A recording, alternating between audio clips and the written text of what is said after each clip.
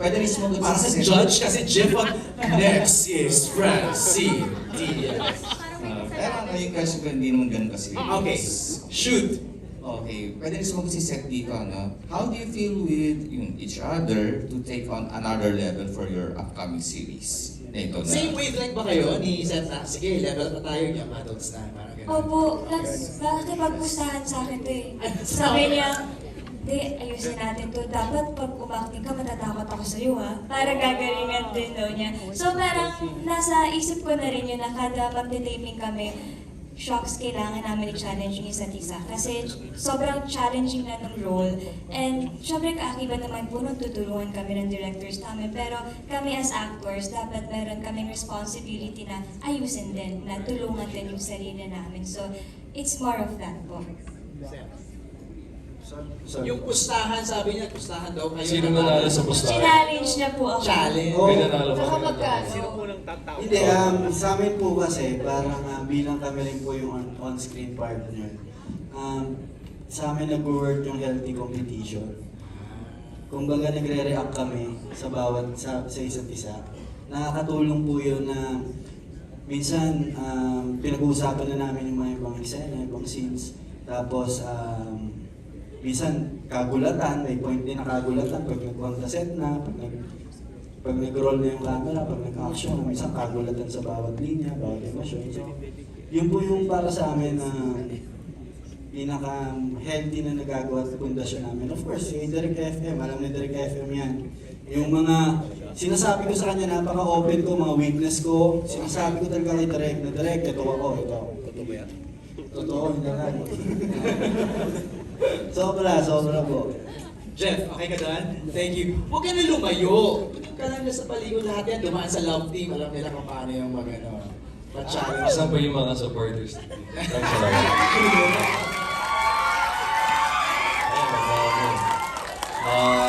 Hindi, ako po mismo magsasabi sa inyo, maging proud kayo sa dalawang yan sa show na ito. Jeff. Ako yung madalas nila ka-eksena eh. So, so nagre-reklamo ako ngayon actually. Pwede nyo ba sila kausapin mamaya? No. No joke. Maging proud talaga kayo sa kanila dalawa. Hindi biro rin yung mga role nila. Tapos, direct anong week ba yan? Week 6 ba yung first kissing scene nila? Oy! Napagin ko sa... Scam yan, Gerald. Tingnan natin kung scam mo totoo. Okay, tignan natin. Thank you, Jeff, sa question mo. Let's go to Nika Sabio of Push. Nika, how are you? Ayun. Ako na lang, magkabasa Nika. Okay, it's for Jessie. How was it working again with Gerald? Grabe, ang tanda na natin. Ay! Wala namang tanong si Nika Pero natin. talagang natutuwa ako kasi nung last ko siyang nakatrabaho, ang babata pa talaga namin. That's how many years ago? 13? 13 years ago. 13 years ago. And 11 ba? 2011 ba? Yes, 2011. 2013 Maria Mercedes ko. Oo nga, 2011. Sobrang tagal na yun. Ang dami na nangyari sa mga Grabe yung Maria Mercedes. So, tagal na. Sobrang tagal na talaga. And I'm just really happy to be working with Jay. Si Jay maalaga po actor niya. Sobrang, sinasabi ko lagi ito sa mga nakakasama ko, si Gerald ang isa sa pinakamabait. He's really and generous siya pagdating sa craft niya, pagdating sa pag-aalaga sa set. Yun, bakit parang... Ibibigay ko sa yung relo ko kasi mas magaling yung relo mo eh. So I'm really happy makatrabaho si Gerald. Such a gentleman. How about the rest of the cast? Yung additional question ni Nika, no? The other cast daw. Kamusta katrabaho? Si Gerald kadalasan yung Ka-eksena mo? Oo, pero of course si Tito John, no, yung eksena ko kay Tito John parang nobela yung lines ko, parang kinabahan talaga ako. Pero as always, si Tito John sobrang bait din talaga. Tsaka naging panatag ako nung nag-eksena na kami, sabi ko, okay. Sobrang bait pala talaga, galing ni Tito John. Alam ko yung mga scenes nila ni RK, napaka-intense Si talaga. RK, si Super. RK, sobrang galing din na aktor. And I told him na, grabe, ano talaga, siya yung isang aktor na talagang, alam mong marami pang magagawang roles na magaganda. Alam mong napaka-generous din niya sa craft niya. And sobrang natural niya umarte talaga. Believe ako. Hi RK, kung nanonood ka, miss ka namin. Arvin, ano mo ba si Jane nandito kanina? Oo, si Jay nandito, sinuportahan niya kami. So yun, I'm just really grateful and natutuwa ako na yung, kumbaga tama yung sinabi ni Gerald ang nagpapaganda talaga ng show na to ay ang bawat tao na nasa show na to. Walang lalabis, walang kukulang. Lahat pantay-pantay yung energy na binibigay. I wanna ask JC and Shaina, sino naman yung madalas yung ka-eksena? Yun nga. Kami dalawa. Oo. Asawa ko si Shine dito. Tapos madalas ko ka-eksena si Tito Pip, si Kuya Joko. Choco Diaz, of course. Si Jet, tsaka si Jessie. Nandun sila kasi nag-work sa company kung saan ako nag-work. So sila yung mga, anong group ba kami? Group A? Group B? Kasi parang may ganun eh, ang dami namin eh. So nasa isang group kami. Unit So, A, Unit B, no? Yeah, so sila yung mga nakakasama ko palagi sa group. Pag ganun ba siya, Ina? Ang gagaling nyo na kasi, take one lang lahat. Wala namang gano'n. Walang gano'n. Direct? There's no such Shaina? thing. Hindi naman. Well, ako kasi, para lang po alam ninyo, medyo ako yung last na pumasok Okay. sa grupong ito. So, parang may character enders on the third week pa. So, parang sila, mga nakailang taping days na ba kayo? Madami na. Ako pangatlo pa lang. But then, it's a very juicy entrance because it's a very complicated character.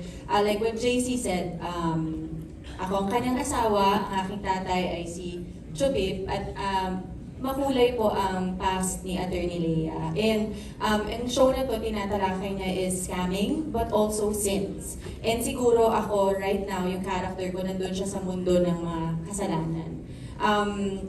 So lahat naman po tayo, nagkamali na sa buhay, hindi ho ba? But yeah, siguro dun sa character ko, yung para bang the past should not define you, or your mistakes should not define you, or should it define you? Yun siguro yung pinaka kailangang matanong kay Attorney Lea at saka sa mga manonood. Alright, thank you Nika for your question. Ang next is from Neil Ramos. For Gerald, what makes Sins of the Father different from your past efforts? I think you already touched on that. Kay Jessie, you've been out of the loop for some time. What made you say yes? Yun na, yung role talaga. When they pitched, actually, nandun pa ako sa unang script ng show na to, sa Nobody pero with Gerald na talaga. Marami, yun nga, it was a blessing na kumbaga na-delay yung setbacks ng show na to, mas napaganda. So, what made me say yes? Of course, the role, kakaiba yung role, I haven't done it before. And sabi nga ni Shaina, maraming sins ang matatalakay sa show na to. And si Agnes, hindi siya, kumbaga, ano naman siya sa kabutihan.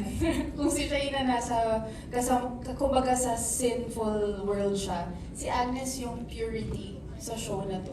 So makikita talaga yung, okay, the goodness of her heart, ang nananaig pa rin.